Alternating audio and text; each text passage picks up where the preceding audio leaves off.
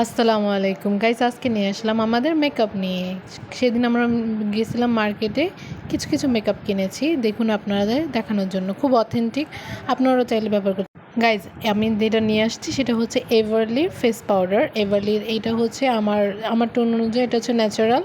এই যে এটার সাথে পাম্প দেওয়া আছে, সব কিছু দেওয়া আছে, সুন্দর মতো একটা আয়নাও আছে ছোট, তো সব কিছু দেওয়া আছে। তো এইটা দিয়ে আপনারা চাইলে সুন্দর মেকআপ করতে পারেন। এর জন্য দরকার হচ্ছে সুন্দর একটা ভালো ফেস পাউডার। এটা হচ্ছে বাজার মূল্য মেবি 600 টাকার মধ্যে পেয়ে যাবেন। আর এটা হচ্ছে আপনাদের ববের হচ্ছে ববের মাস্কারাটা আমরা সবাই জানি খুবই ভালো। এটা হচ্ছে আমরা ব্যবহার করতে পারি যে কোনো ওকেশনে গেলেই হচ্ছে একটা এই মাস্কারা যদি 2-3 বার কোট দেওয়া হয় তাহলে দেখা যাবে যে আমাদের আইল্যাশ সেটা খুবই ঘন দেখাচ্ছে।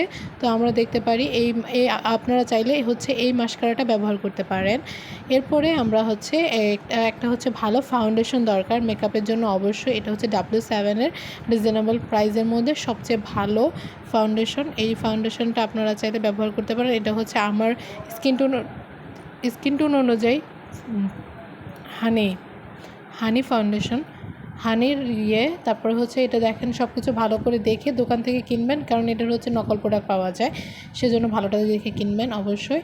এরপরে আমরা হচ্ছে মেকআপের জন্য ব্যবহার করব হচ্ছে যে ফাউন্ডেশনের পরে অবশ্যই আমাদের দরকার হচ্ছে পাপ। এইরকম হচ্ছে এটা হচ্ছে খুবই ভালো। এটা হচ্ছে আই ম্যাজিকের, এটা খুবই সফট। এটা হচ্ছে আমাদের মেকআপের জন্য খুবই ভালো। আর এটা হচ্ছে বিউটি গ্লেজের একটা আইলাইনার, লিপ লাইনার। আপনারা চাইলে লিপস্টিক হিসেবে ইউজ করতে পারেন। শেডটা হচ্ছে 107, অনেক সুন্দর, আপনারা চাইলেই ব্যবহার করতে পারেন। এরপর হচ্ছে আমাদের মেকআপ শেষে অবশ্যই সবার জন্য মেকআপ সেটিং স্প্রে লাগে।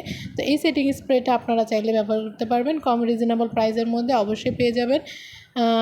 তারপরে হচ্ছে ছোটো, এটার প্রাইসটা একটু কমই, যেহেতু ছোটো। আমি যেই প্রোডাক্টগুলো আছে সবগুলোর প্রাইস আমি দিয়ে দেবো। এটা হচ্ছে বিউটি গ্লাসের একটা হচ্ছে লিপস্টিক।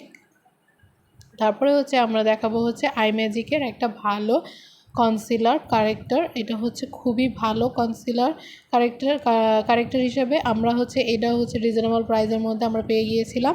তো এটা হচ্ছে আমরা একটু সোয়াচ করে দেখাবো যে এটার শেডটা কেমন। এটা হচ্ছে অনেক ভালো, একটু আমি ওয়ান থেকে একটু ডার্ক নিয়েছি যাতে হচ্ছে আমার শেড অনুযায়ী যায়। তো এই শেড দেখলাম যে এটা মোটামুটি ভালো শেড দেয়। তারপরে হচ্ছে একটু সোয়াচ করে দেখালাম যে এটা একটু দেখেন যে কী সুন্দর লাগছে।